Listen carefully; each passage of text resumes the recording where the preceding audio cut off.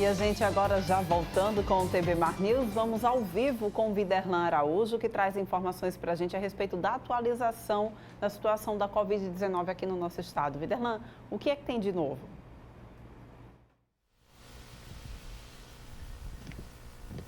Mudou o seguinte, por Orlando de Santos, Alagoas agora, nessa 22ª semana epidemiológica com todos os novos municípios que possuem leitos de UTI exclusivo para tratamento da Covid-19, pelo menos esse processo tem sido acompanhado, como todos nós já estamos anunciando, desde o início da pandemia. E o Gabriel Badue, ele tem sido assim muito importante, juntamente com a equipe dele, como coordenador do observatório, para trazer informações para a sociedade para a sociedade maceiense e alagoana a respeito desse cenário. É um cenário que cada vez mais preocupa, Gabriel. Muito obrigado mais uma vez por nos receber. Bom dia, Viderlan, Polani e todos aí que nos acompanham. Realmente o cenário ainda é preocupante, né, por conta da estabilidade que a gente observa nos dados aqui no estado. A gente observou nessa última semana epidemiológica pequenas variações, né? Nós tivemos 2 óbitos a menos que na semana anterior, mas por outro lado um aumento de 200 casos. Então são variações pequenas que mantêm ainda os números, a incidência de casos e os óbitos num patamar muito alto. E paralelamente, junto a isso, a gente observa ainda um alto número de casos suspeitos, esse número está próximo de 18 mil casos, o que indica que muitas pessoas ainda estão apresentando sintomas. Nessa perspectiva de que uma parcela dessas pessoas desenvolvem casos graves da doença, a grande preocupação hoje, então, é com a ocupação dos leitos hospitalares e principalmente dos leitos de UTI. Que a gente observa em que algumas cidades do estado já começam a apresentar um esgotamento. Na média, o estado já tem uma ocupação acima de 90%. Então, esse é um número muito preocupante. Agora, os leitos de UTI, por exemplo, de terapia intensiva, essa ocupação ainda continua muito acima ao ponto de levar realmente as medidas governamentais e estender essas questões de decreto daqui para frente, na sua opinião, Gabriel? É muito importante essa conscientização da população. A gente está num nível máximo de ocupação da UTI, como nunca nesse período de mais de um ano a gente viu. Alagoas está entre os estados brasileiros que conseguiu até então contornar essa situação. A gente ainda não tinha visto o registro de esgotamento como já está sendo registrado em alguns municípios. Só para se ter uma ideia, ontem no último boletim da CESAL, Arapiraca e Santana do Ipanema estavam com todos os seus leitos de UTI da rede pública ocupados. Isso já foi registrado também em outros municípios ao longo da semana passada. Então, não há outro caminho que não seja a vacinação a médio prazo e no curtíssimo prazo, para que a gente evite o agravamento ainda maior e um colapso de todo o sistema de saúde alagoano, a gente precisa reduzir a movimentação de pessoas.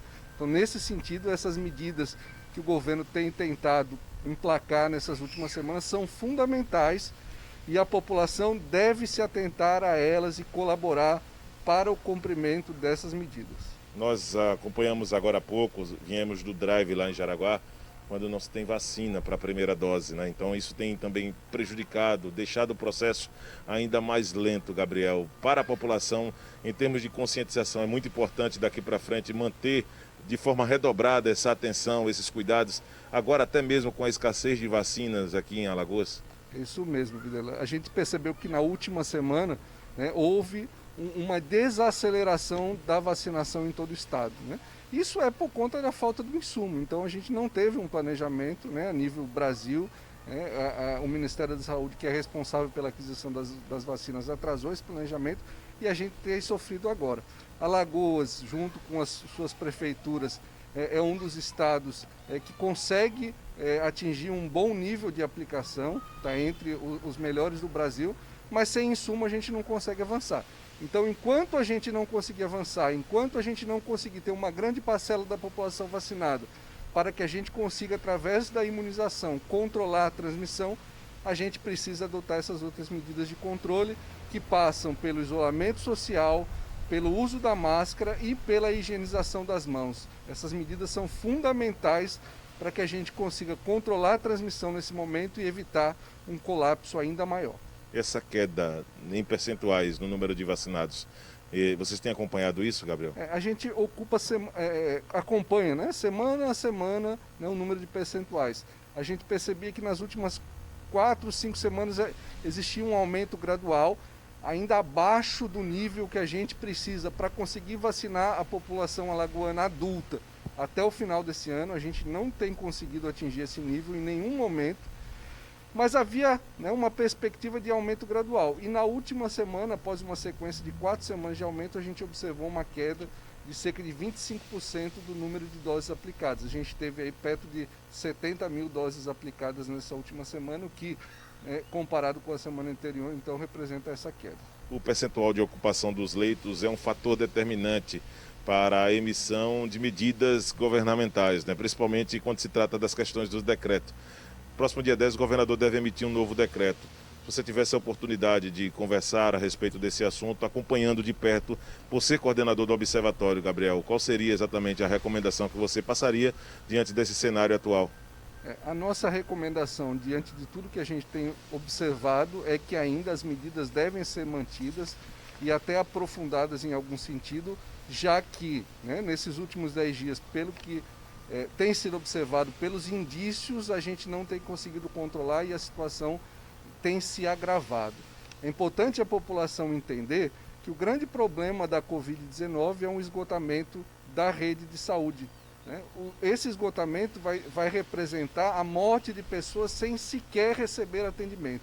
Então é contra isso que a gente tem que lutar, é por isso que a gente tem que, nesse momento, intensificar as medidas de controle para que a gente volte a ver uma redução dessa ocupação hospitalar e para que a gente consiga atender todas as pessoas aí vítimas desse novo coronavírus. Diante de tantos outros momentos que nós tivemos a oportunidade de te entrevistar, Gabriel, gostaria que você falasse a função do Observatório nesse período de pandemia, como é que vocês atuam realmente, se vocês emitem relatórios semanais, diários, como é que funciona exatamente essa questão da informação para a sociedade alagoana?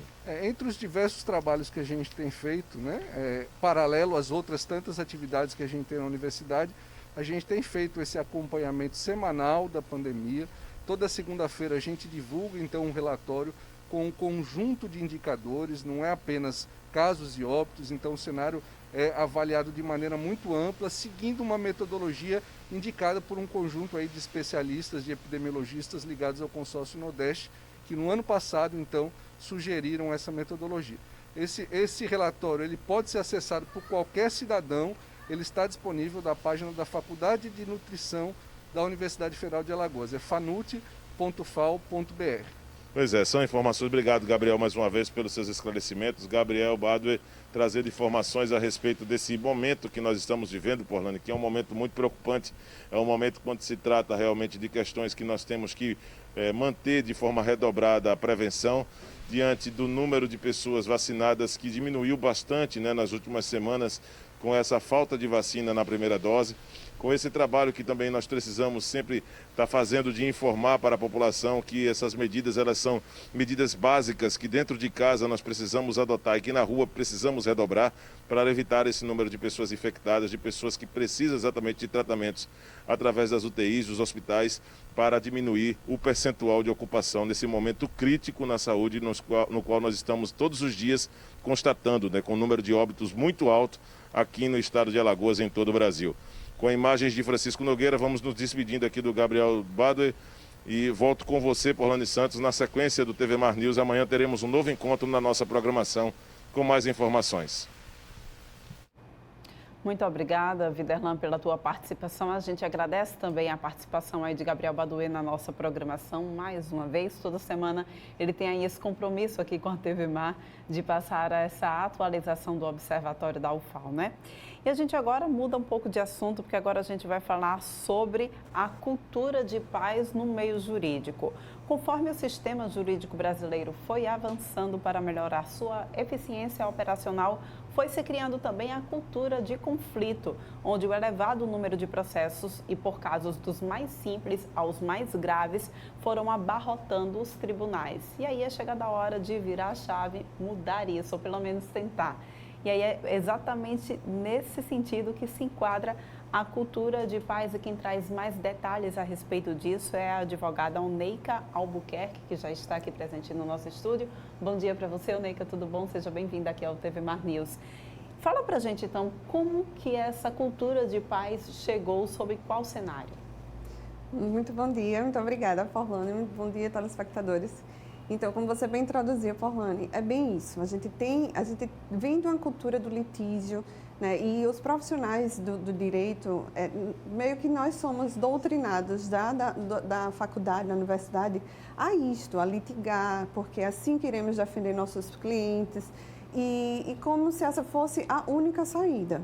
No entanto, o próprio processo, o Código do Processo Civil, chamado novo, mas desde 2015, o CNJ já tem a cultura da paz como política judiciária pública, que é justamente para incentivar que as pessoas consigam dialogar, ter seus litígios solucionados pacificamente, de forma contrária ao litígio. Por isso chamamos de cultura da paz, né? A ideia é mesmo que a gente saia dessa questão de sempre buscar o Poder Judiciário para tudo e qualquer coisa, e processos e mais processos abarrotando o Poder Judiciário. E não é à toa que todo o Poder Judiciário incentiva isso, incentiva que os métodos adequados de soluções de conflitos sejam utilizados para solucionar as questões, as demandas possíveis de ser solucionadas com estes métodos, né?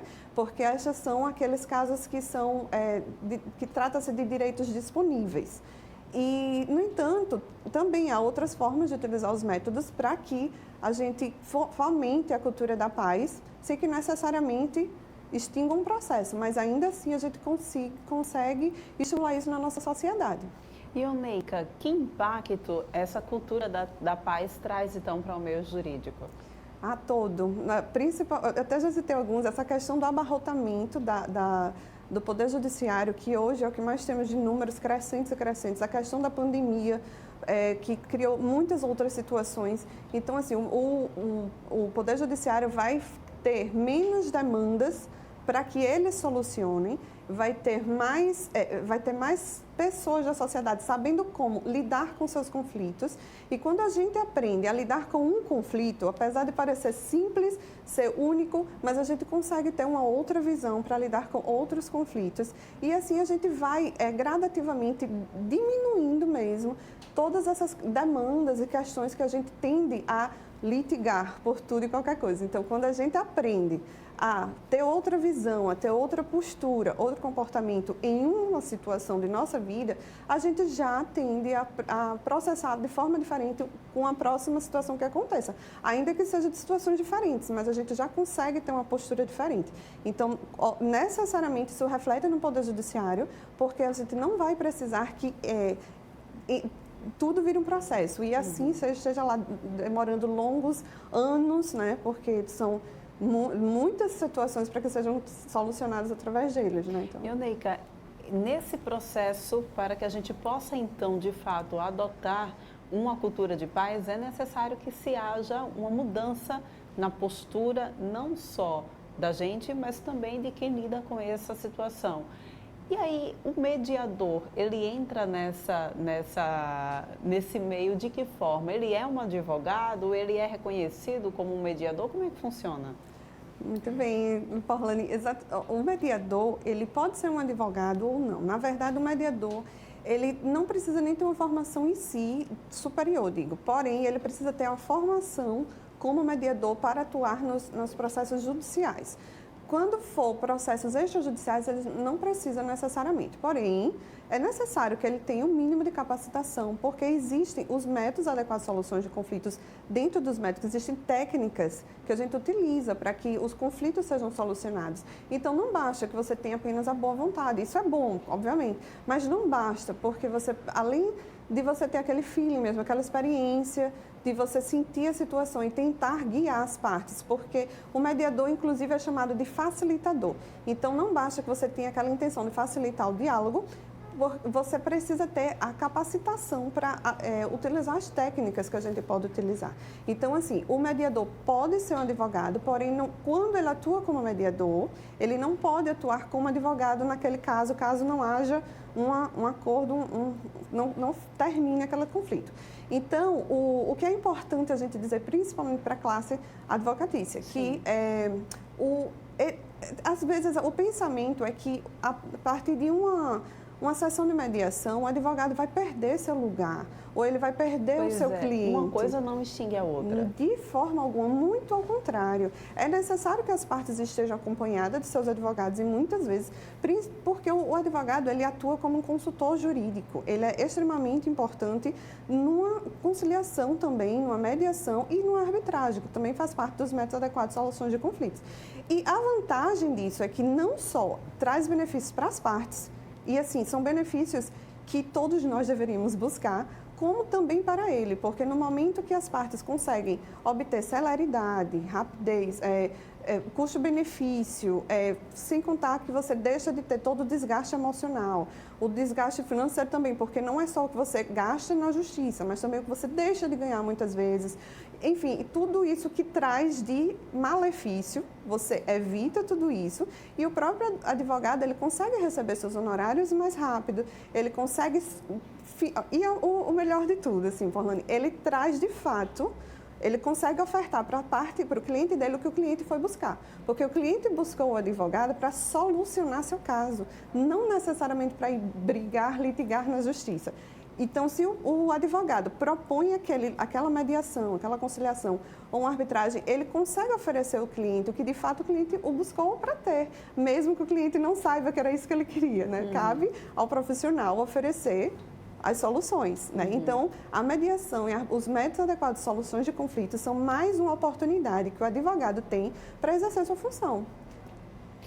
Ômega, esses métodos, eles podem ser aplicados em qualquer situação do meio jurídico? Então, ele até pode, para que você consiga fomentar o que a gente busca, que é a pacificação. Porém, nem todo litígio, nem todo conflito pode ser solucionado através dele, porque a gente precisa que o direito seja disponível. E o direito ser disponível é basicamente aquele direito que a gente pode negociar, porque há questões jurídicas que a gente não tem como não ir para o Poder Judiciário. E assim, eu até aproveito a oportunidade para dizer, o Poder Judiciário, ele sempre vai existir. A gente não tem como extinguir o Poder Judiciário, muito ao contrário, né? A gente precisa deles para buscar nossos direitos. Mas existem opções para que a gente atue nisso. E o próprio CNJ, que é o Conselho Nacional de Justiça, ele preconiza isso, que além do Poder Judiciário, as câmaras privadas, por exemplo, atuam juntamente com o Poder Judiciário para ofertar isso como serviço mesmo, essas soluções dos conflitos. E as câmaras privadas, elas atuam exatamente com os métodos adequados de soluções de conflitos, de forma célere, sigilosa. Inclusive, eu estava assistindo a sua entrevista anterior, essa questão do sigilo, que as partes buscam isso como, acho que o maior dos benefícios, porque você quer ter sua demanda guardada para sua intimidade, principalmente quando envolve direito de família, ou mesmo grandes empresas que não querem ver suas questões negociais ali sendo expostas, já que os atos tem que ser público, né? Assim, em sua maioria, a não ser quando preenche os requisitos para não ser. Então, assim, as câmaras privadas podem oferecer isso de forma célere e rápida, com um outro ambiente, tipo assim, o respeito entre as partes, a mútua vontade de fato solucionar aquilo, sem que seja necessário, Porlane, que um terceiro diga a você como você vai solucionar o seu conflito. E que muitas vezes no Poder Judiciário você tem uma sentença favorável para você, não necessariamente você sai satisfeita. E nem necessariamente significa que você vai ter aquilo solucionado, porque às vezes a parte nem consegue cumprir, né, com o que foi dito na sentença, e a outra fica para sempre tentando buscar e assim vai. Então, assim, quando você se propõe, num acordo, por exemplo, através dos métodos adequados de solução de conflito, resolver aquele conflito, se você se propõe a resolver, você vai buscar solucionar aquilo, você vai buscar cumprir, porque partiu de você aquela vontade, aquela consciência do seu direito e do seu dever, porque o que a gente precisa é fomentar consciência nas pessoas, porque tendemos sempre a buscar nossos direitos e esquecemos que também temos deveres, e deveres simples, né? Que basta a gente aprender a respeitar, lidar com a situação e cumprir com nossa palavra, né? Isso são valores que precisamos resgatar e prezar por eles. Como você bem disse, né? Às vezes outra pessoa decide pela gente, a gente nem sai satisfeita e acaba sempre buscando e não se tem paz. E a cultura é exatamente essa, gente. É a cultura de paz que a gente tenta implantar no setor judiciário, né? Exato. Só para a gente encerrar a nossa entrevista, qual o primeiro passo que você daria, que você deixaria então de dica para quem está nos assistindo? Então, primeiramente, é você compreender mais, se aprofundar um pouquinho mais do que se trata exatamente os métodos, qual a segurança jurídica que você tem, porque às vezes as pessoas também tendem a não buscar esses métodos por não entender o quanto isso tem segurança jurídica, assim, o quanto aquilo de fato lhe dá alguma garantia. Então, como dica, eu daria, procure se informar um pouquinho mais sobre isso. E para isso, nós temos hoje a Câmara Amani, em Maceió, que é uma câmara privada, que está credenciada junto ao Tribunal de Justiça de Alagoas. Foi inaugurada em dezembro, inclusive com a participação do Dr. Titimés, presidente do Tribunal de Justiça à época, já ressaltando exatamente o valor que isso pode agregar para a sociedade e todos os benefícios que isso pode trazer juntamente com o Poder Judiciário. Ou seja, a gente tem o apoio e a gente tem a garantia e tem todo o suporte legal e principalmente social, né, para que a gente ofereça isso. Então, a primeira dica é, se informe um pouquinho mais, se sinta segura e no momento que você precisar, busque quem pode lhe oferecer serviço, que hoje temos a Câmara Amani, que essas informações podem ser buscadas no Instagram, né? Hoje em dia, essas redes sociais, a gente busca tudo, sites, e estamos à disposição. Muito obrigada. Bem, Oneika, muito obrigada pela tua participação aqui no TV Mar News. A gente volta a se encontrar em outra oportunidade. Eu agradeço demais, Paulane. Bom dia para todos os telespectadores. Bom dia também para você. A gente vai encerrando então o TV Mar News de hoje, mas a gente volta a se encontrar amanhã, 8h30, aqui no teu canal 525 da NET, claro, tá bom? Um beijo grande, até lá e obrigada pela tua companhia.